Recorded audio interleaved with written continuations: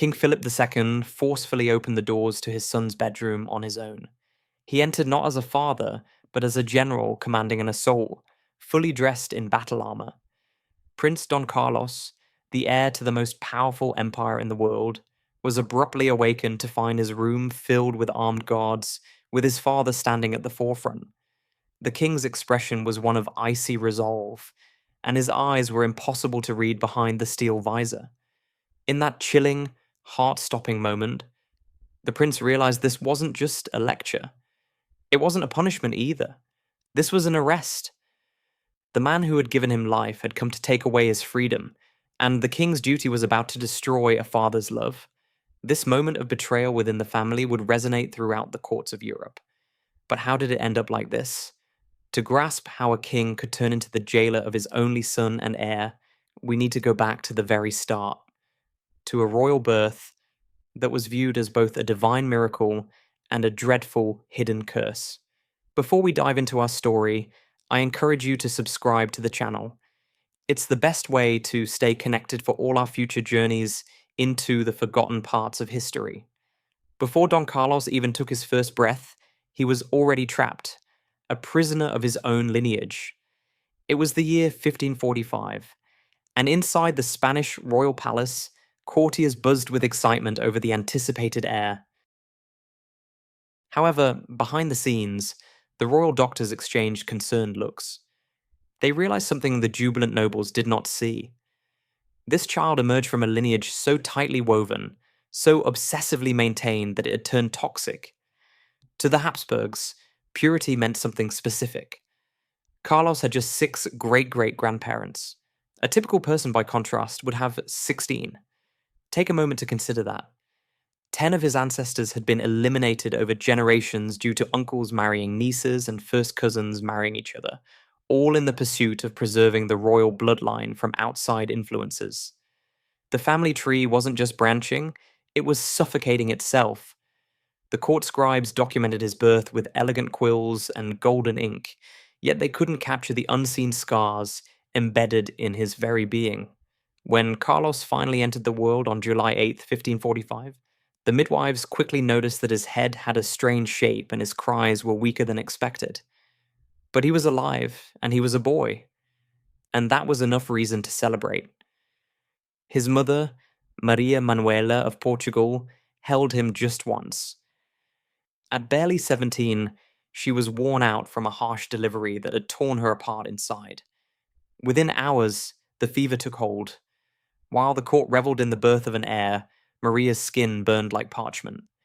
She quietly prayed in Portuguese, the language of her homeland, while her ladies-in-waiting pressed cool cloth to her forehead.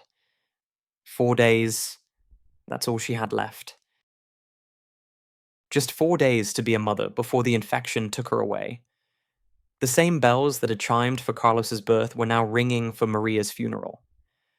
The infant prince, wrapped in silk and unaware of his loss, had cost his mother her life before he could even open his eyes enough to see her face. And here's where it gets really dark. Maria wasn't just Carlos's mother. She was also his first cousin. Their fathers were brothers and their mothers were sisters. This wasn't merely a marriage, it was a genetic echo chamber. The same blood that had claimed Maria now coursed through Carlos, bringing with it generations of inherited damage. King Philip, just shy of 20 himself, stood at his wife's funeral, cradling his infant son. The courtiers viewed him as a heartbroken widower with his heir in his arms. However, in that moment, Philip perceived something deeper. He realized the true cost of purity. His son had made it through, but at what price? Even more frightening was the question of what hidden costs were still to come. The wet nurses began to share concerning reports. The baby's feeding habits were unpredictable, and his sleep patterns were erratic. He would cry for long stretches without any apparent reason, only to suddenly go quiet in a way that unsettled the servants.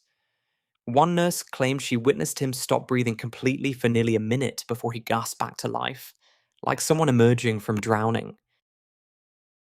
Yet, the struggles of infants were nothing new in royal nurseries.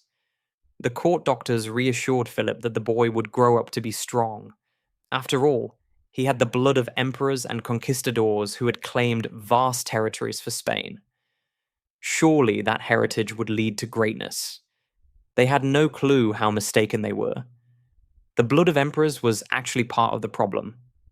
Each generation of intermarriage had added another link to an invisible chain, and Carlos was burdened by all of them. The Habsburg jaw, that well-known deformity, was just the outward sign of deeper issues. What lay beneath was likely to be much worse. The curse wasn't mystical, it was rooted in mathematics. Genetic luck had never been on Carlos's side, and he had lost that battle before he even got a chance to fight. Every cell in his body was a testament to the mistakes of his ancestors, their obsession with maintaining power in the family at any cost. He had made it through his birth, a motherless prince trapped in a genetic prison. Yet, the curse of his lineage wasn't just a detail in a family tree. Soon, it would be glaringly obvious to everyone, marked in his very bones. The royal armourer was sweating profusely. The breastplate crafted from the finest Milan steel simply wouldn't fit. He had measured the Prince of Aureus 3 times, and each measurement left him more confused than the one before. The left side of the prince's torso dipped inward when it should have been fuller. His right shoulder was almost 2 inches higher than the left. No amount of pounding or reshaping could make standard armor fit this 13-year-old boy, whose body was anything but symmetrical. Carlos stood with his arms out, watching as the armorer struggled with the task. The prince breathed in quick, sharp gasps, not due to effort, but because his sunken chest couldn't expand fully. Each breath felt like a fight, as his misshapen ribcage struggled against his lungs. While the court pretended not to notice, Carlos could hear their whispers bouncing off the stone walls. It was becoming increasingly difficult to hide the physical signs of his cursed lineage. His skull had grown unevenly, bulging on one side like a melon that had been left in the sun too long. Palace portraits needed more and more inventive angles to hide the truth. His left leg had fallen behind in growth compared to his right, making him walk with a strange, lurching gait that clicked and scraped against the marble floors. But here's the interesting part about divine right. It relies on the idea of divine perfection. In 16th century Spain, people believed the king's body mirrored God's favor. A strong, symmetrical appearance was seen as a sign of heavenly approval for the royal lineage. But what did Carlos's misshapen body imply about the Habsburgs? What message did it send about Spain as a whole? The court doctors came up with elaborate justifications. The prince's temperament was quite unstable. His birth chart seemed all wrong from the start. It was anything but a surprise that years of Habsburg inbreeding had finally taken its toll. They recommended treatments that would sound brutal by today's standards. They bled him to balance his humors, put him in mercury baths to straighten his spine, and fitted him with custom iron boots to stretch his shorter leg. Carlos endured everything with a fury that sent his servants running. Each night, when the metal boots were removed, his screams echoed through the palace halls.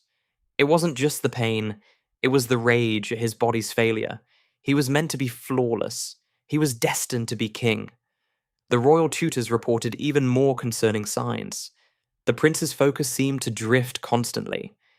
He would become fixated on odd details, like the patterns of cracks in the ceiling, or the sound of his own breathing, all while ignoring important lessons about ruling. His speech would come in quick bursts, or not at all. Some days he spoke with the kind of eloquence one would expect from royalty, while other days he struggled to put together coherent sentences, as if his tongue was tripping over itself. Then there were the headaches. Intense, crushing headaches that would keep him in his chambers for days. The servants would hear him banging his head against the stone walls, trying to escape the pain by inflicting more upon himself. When he came out, his eyes were often bloodshot and unfocused, as if he were gazing through our world into some dreadful place beyond. The marriage proposals began pouring in when Carlos turned 14. Royal families from all over Europe sent portraits of their daughters, each one hoping to form an alliance with Spain's vast empire. However, Philip kept postponing, sidestepping the issue, and making excuses. How could he provide an honest account of his son to these potential brides? How could he explain that the heir to the throne struggled to stand upright, had difficulty breathing, and couldn't even wear armor like a proper Spanish prince? The foreign ambassadors who met with Carlos sent coded messages back to their courts, carefully stating that the prince exhibited signs of weakness. He seems to have a fragile constitution. They hesitated to write the truth. The heir to the Spanish throne looked like something that had been broken and then poorly put back together, resembling a porcelain doll that had been shattered and hastily repaired by someone who couldn't see. The servants whispered among themselves, each with their own theories. Some believed that the spirit of his mother haunted his twisted body, a punishment for the unnatural union that had brought him into the world. Others suggested that his flesh bore the marks of his ancestors' sins, each deformity a testament to the pride of generations. Yet, the physical deformities were nothing compared to the darkness that was taking root within him. A terrible cruelty was developing in the young prince, and it was about to manifest in the most horrifying way possible. The royal shoemaker handed over the boots, shaking with fear. He knew he had messed up, and he had no idea that his punishment would involve cutting them apart and eating them.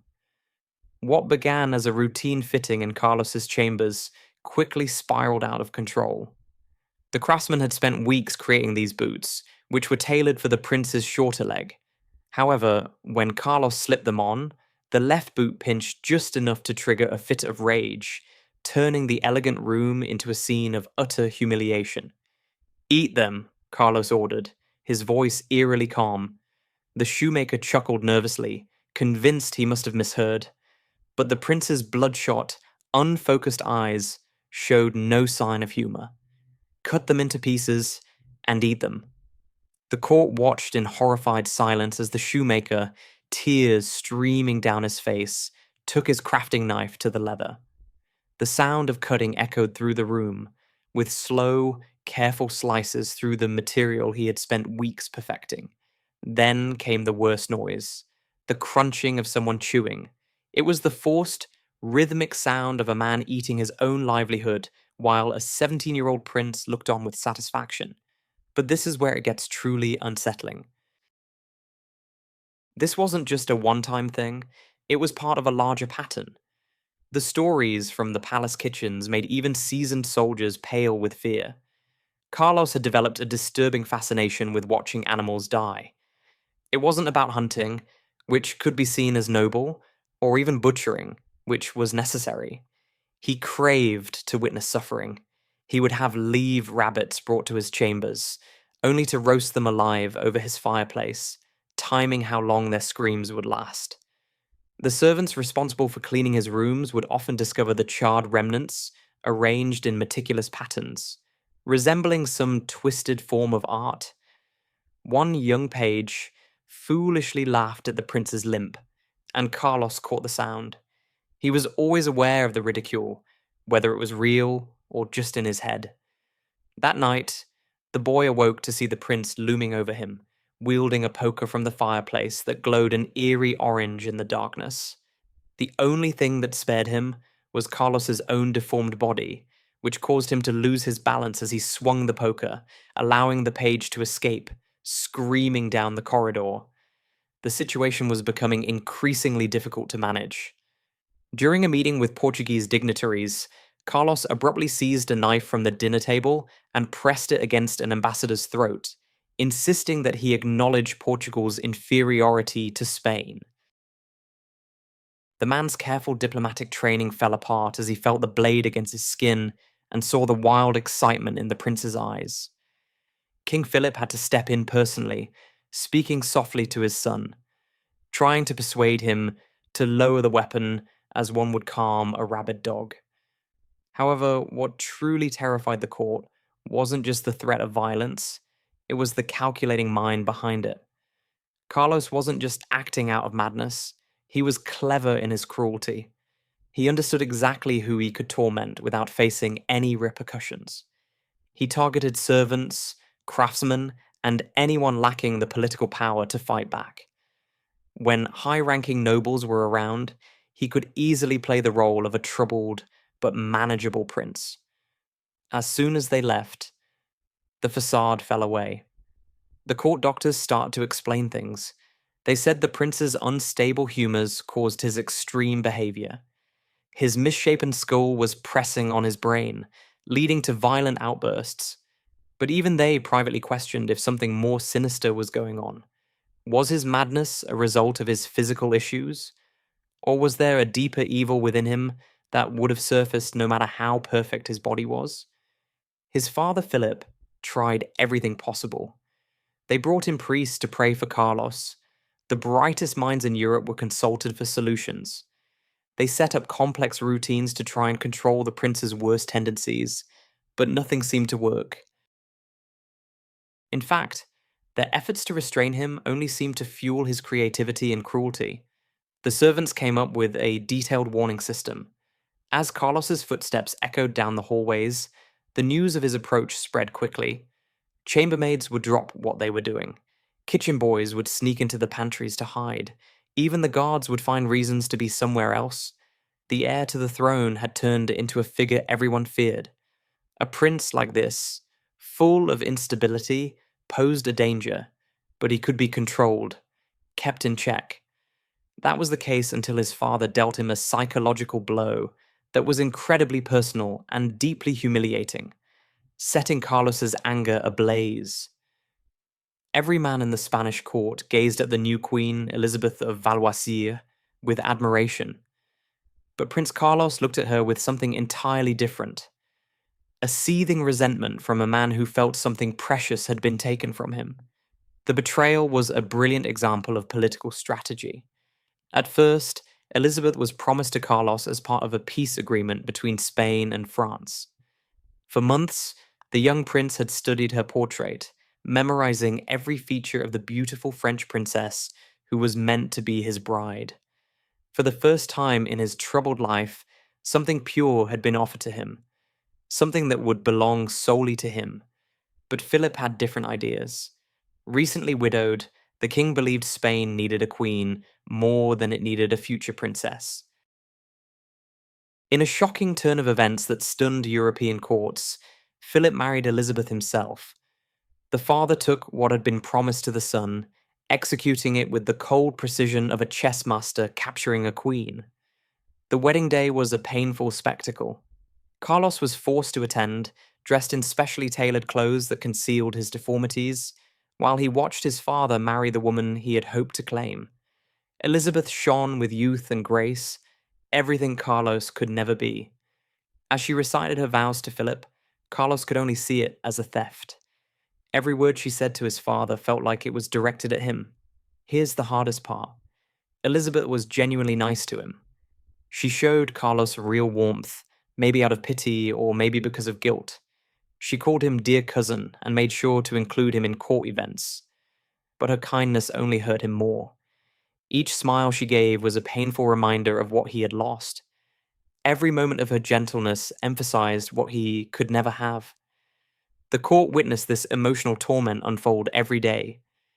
At state dinners, Carlos sat at the high table, forced to watch his father and Elizabeth together.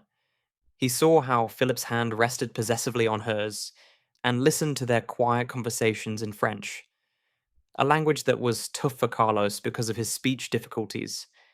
The glances they exchanged hinted at a connection that belonged in the marriage bed, a bed that should have been his. Carlos's obsession deepened like a relentless disease. He positioned himself to observe Elizabeth's daily activities. Whenever she strolled through the gardens, he trailed behind, his uneven gait making it hard to be discreet. The sound of his dragging foot on the gravel became a running joke among the courtiers. You could always tell when the prince was lurking around the queen. He started leaving her gifts that were anything but ordinary, unsettling offerings like dead birds arranged in patterns outside her door, or locks of his own hair intricately braided. Once, in a particularly disturbing act, he left a portrait of her that he had painstakingly defaced, scratching out his father's likeness wherever it showed up, and crudely inserting himself in Philip's place. Elizabeth handled the situation with remarkable composure. She never voiced her complaints in public, nor did she give Carlos the reaction he was hoping for. However, her ladies-in-waiting noted that she had begun locking her chambers at night, and would glance over her shoulder whenever she walked alone. The confident French princess who had arrived at the palace now moved through it as if she were the hunted. The turning point occurred at a masquerade ball. Fueled by wine and the cover of his mask, Carlos approached Elizabeth while she was dancing. As the court musicians played, he leaned in and whispered something that drained the color from her face. She quickly excused herself, and Philip watched his son with an icy glare that could chill anyone to the bone. No one really knows what Carlos said that night, but from then on, Elizabeth was never alone with him again. Guards were placed discreetly wherever the prince might run into the queen. Their meetings were confined to public events where countless eyes could watch every word and gesture. Carlos's humiliation turned into something darker than mere resentment.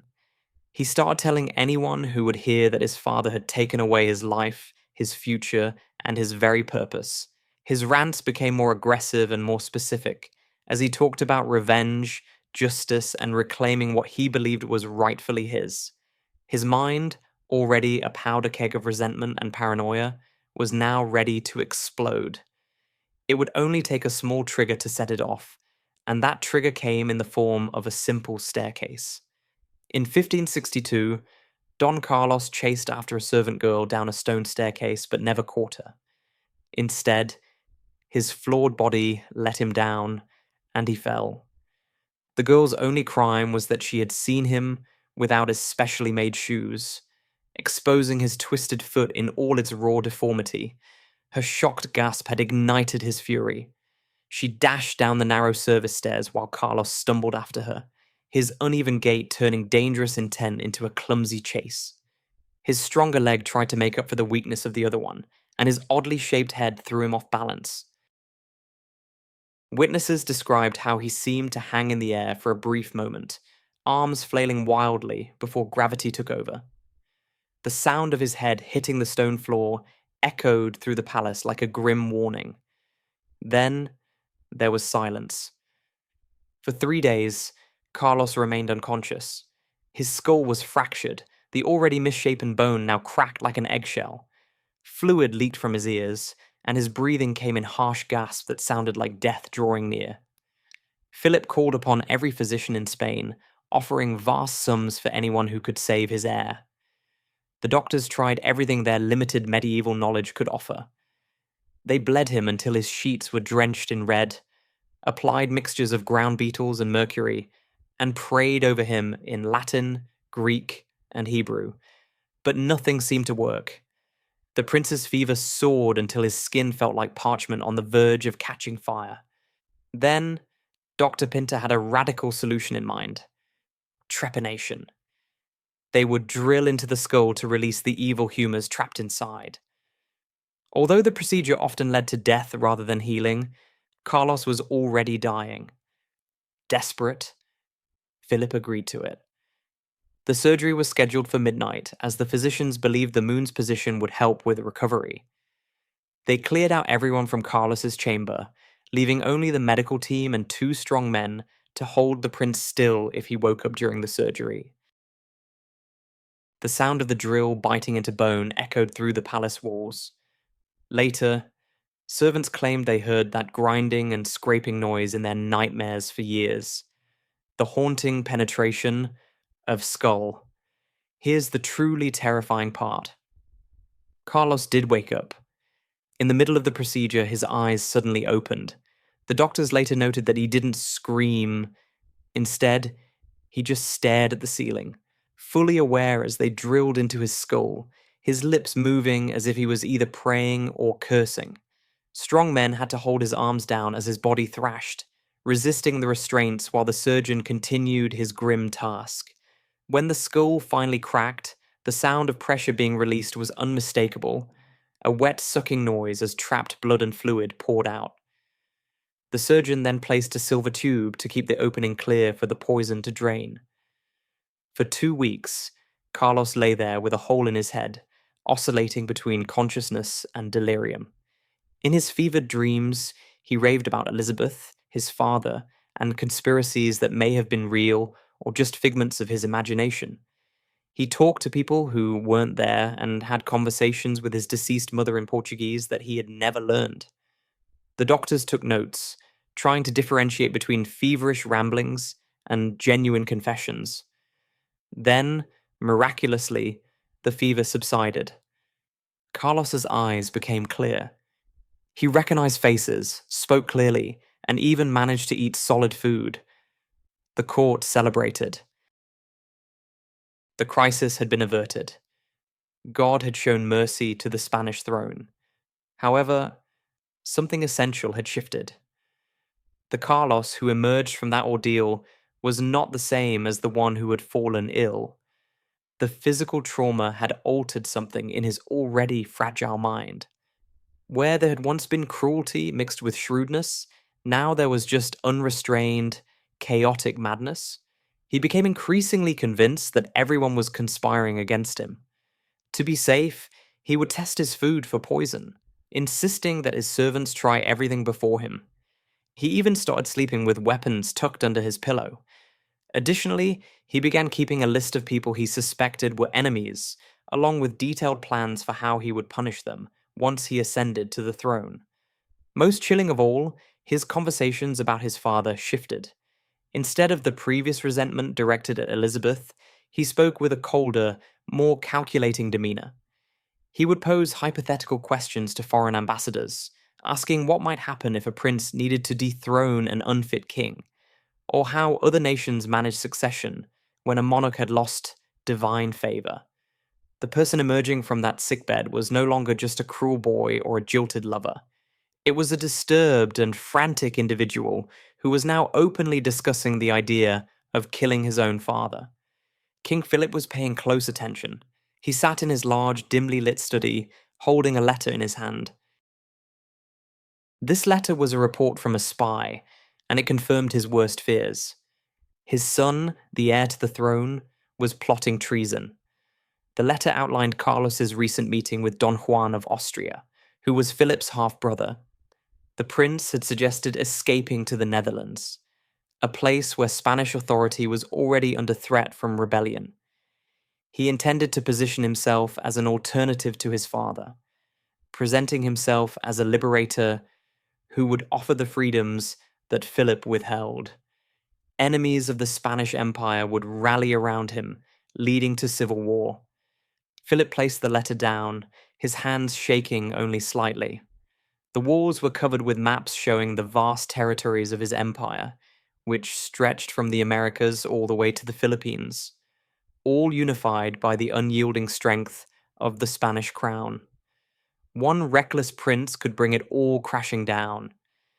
But this situation wasn't solely about the empire. It was also about the clash between a father's love and a king's responsibilities. Philip had done everything he could to help Carlos. He had excused the violence, ignored the threats, and attributed every scandalous act to illness rather than malice. Even now, a part of him wanted to set the letter on fire, wishing he could erase the fact that he had even read it. The king requested more updates, and they painted a more troubling picture with each report. Carlos had been stockpiling weapons in his room. He attempted to bribe the guards for details about the palace's security. Most troubling of all, he had sent encrypted letters to known enemies of Spain, gauging their willingness to support a coup. What made Philip's decision especially painful was his understanding of his son's anger. He recognized that he had let Carlos down as a father. The boy's physical deformities, his madness, and even his cruelty were all rooted in the choices made by Philip's ancestors, a lineage that Philip had continued. Every distorted bone in Carlos's body stood as a testament to Habsburg pride. Philip began his countermeasures with a heartbreaking level of subtlety. He assigned new servants who were loyal to Carlos, and they reported back on everything he said. He discreetly had the prince's weapons removed during cleaning, hoping Carlos wouldn't notice the absence. He even made one last effort to connect with his son by inviting him for long walks. during which he spoke of legacy, duty, and the burdens that come with a crown. Carlos became increasingly paranoid. He accused his father of poisoning him, stealing his inheritance, and acting like a tyrant who had lost divine favor. During one dinner, he stood up and boldly proclaimed to everyone present that Philip was unfit to rule. He insisted that Spain needed fresh leadership, not the fearful control of an old man. The silence that followed was overwhelming.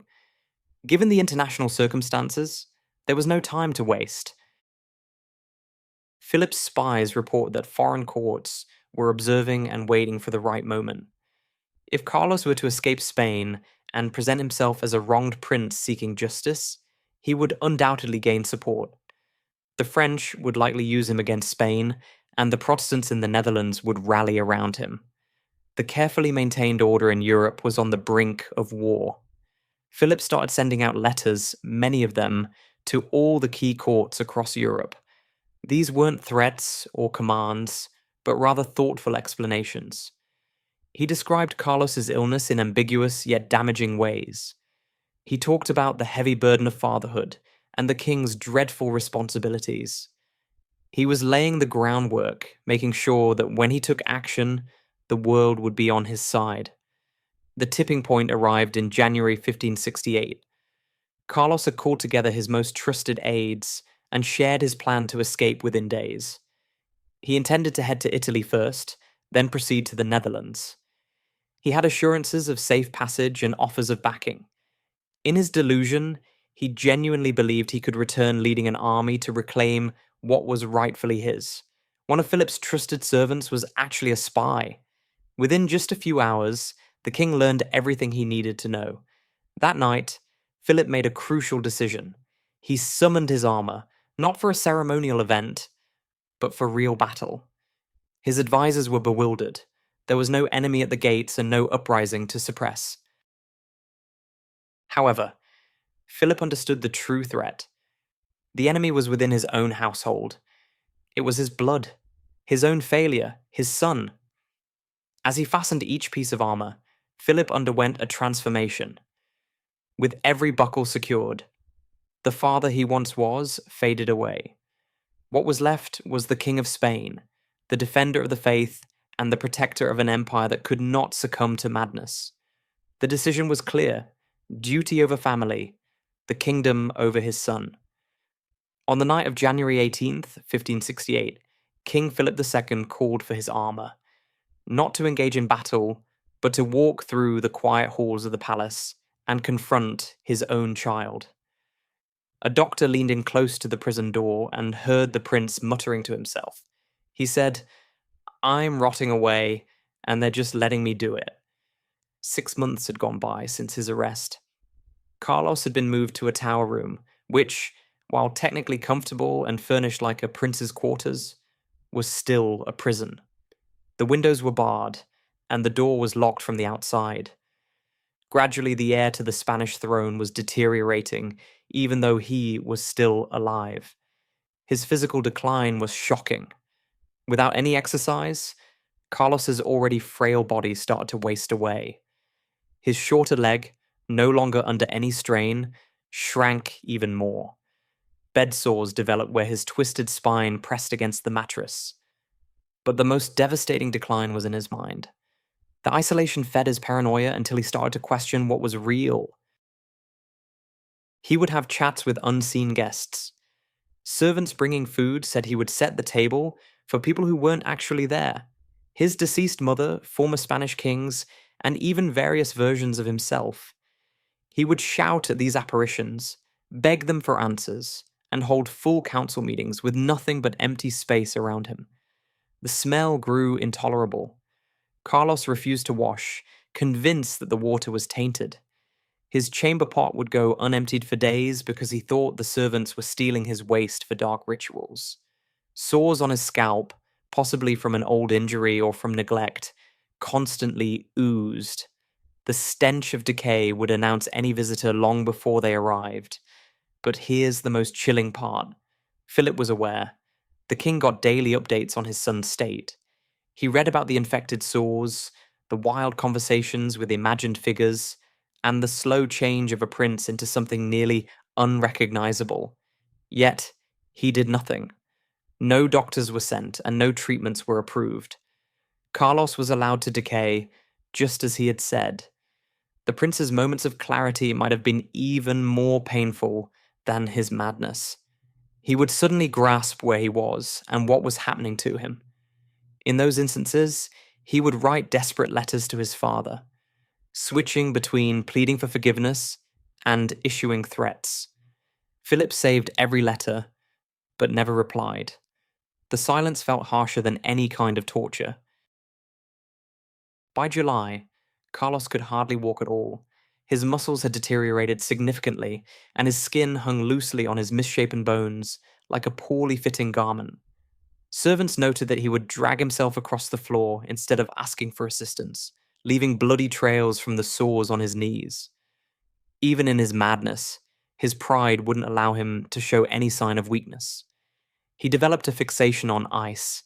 During the scorching Spanish summer, he insisted on having bucket after bucket of ice water. He drank massive amounts and then poured the remaining water over his feverish head.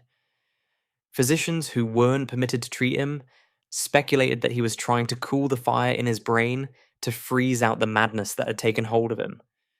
On July 24th, 1568, a servant discovered him unconscious in a pool of ice water. His lips were blue, and his breathing was barely detectable. They carried him to his bed, and by that point, he was so light that one man could lift him with ease. For hours, he hovered between life and death, mumbling in languages he had never spoken and calling out for people long gone. Then, with remarkable clarity, he opened his eyes and uttered his final clear words, "Tell my father, I forgive him." Whether this was true forgiveness or the most cruel form of revenge, leaving Philip to grapple with that mercy, no one could determine. Hours later, Don Carlos of Spain passed away at the age of 23. The official cause was reported as a natural illness. There was no mention of the imprisonment or any acknowledgement of the months of decline. The prince had simply fallen ill and died, as sometimes occurred. The elaborate cover-up began even before his body had cooled. Within hours of his passing, servants arrived with very specific instructions. Every portrait of Carlos was taken down from the palace walls. His personal belongings were gathered up and set on fire. Letters that mentioned him were collected and destroyed. Scribes worked tirelessly through the night, meticulously editing court records to erase his presence. The heir to the Spanish throne was being wiped from history, even while his body was still warm. His physical condition was deteriorating, his mind was lost, and his father chose to ignore it all. Carlos was on the brink of death, but it turned out that death wouldn't be his last indignity. The crown's ultimate act of cruelty against him would be complete silence. We return now to that chilly January night, but now you grasp the significance of every footstep and every breath in that room. When Philip stood in that doorway clad in full armor, he wasn't merely detaining a rebellious son. He was bringing an end to a tragedy that had been etched in blood and bone from the very start. The arrest happened quickly and efficiently. Carlos didn't put up a fight. Maybe he couldn't. Perhaps he understood the hopelessness of it all. As the guard secured his wrists, he took a final glance at his father. Some witnesses claimed he smiled, while others insisted he cried. The truth vanished with him in that tower 6 months later. But the real brutality began after his death. Philip's scribes operated with the precision of an inquisition, though their aim wasn't heresy. It was to erase memory itself. Within a few weeks, it was as if Don Carlos had never lived. When ambassadors asked about the prince, they were met with blank stares. Court records jumped from 1544 to 1569, as if those years of his life were just a blank space. The funeral was a remarkable display of erasure, lacking any grand ceremony or lying in state. Carlos was buried swiftly and quietly, with only the bare minimum of rituals required for a prince. His tomb had no inscription except for his name and dates. Even in death, he received just enough recognition to prevent any scandal, but not enough to be remembered. Philip commanded that all correspondence regarding Carlos be burned. Portraits weren't just taken down, they were destroyed entirely, with the canvases cut up and used as firewood. Servants who had served the prince were reassigned to far off positions or given pensions, with strict instructions never to mention their time in service. The tower room where he passed away was locked up and left to collect dust. The official accounts from Philip's time completely overlook Carlos, or just mention him briefly as a frail prince who died young. There's no reference to his arrest, his imprisonment, or the awful decline he faced. And certainly there's no recognition of how a father contributed to his son's downfall. Philip had executed the perfect murder, not of a physical body, but of a narrative. However, you can't truly kill a story. 2 centuries later, the overlooked prince began to emerge again, not in the carefully managed Spanish histories, but in the writings of Spain's adversaries. Friedrich Schiller, the German playwright, stumbled upon pieces of Carlos's story and saw not a mad prince, but a romantic hero, crushed under tyranny. In his play, Don Carlos, the twisted and cruel prince is transformed into a symbol of youthful idealism, ultimately destroyed by the harshness of his time. Giuseppe Verdi took Schiller's story and brought it to life through music. In his opera, Carlos emerges as a tragic lover, both noble and doomed.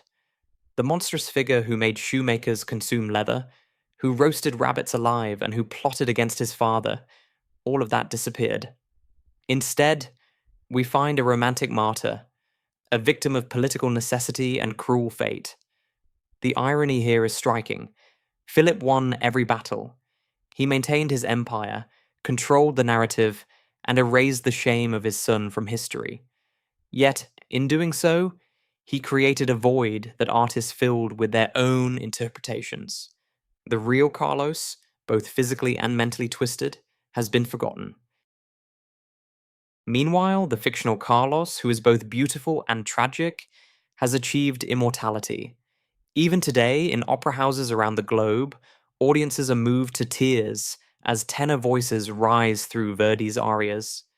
They mourn a prince who never truly existed, while the real Don Carlos, the child king consumed by his own poisoned blood, remains lost to history. King Philip secured the throne, silencing his son and erasing his name. Yet, despite this, the tale of Don Carlos, the child king devoured from within, has refused to fade away. It's a story that continues to be shared even now.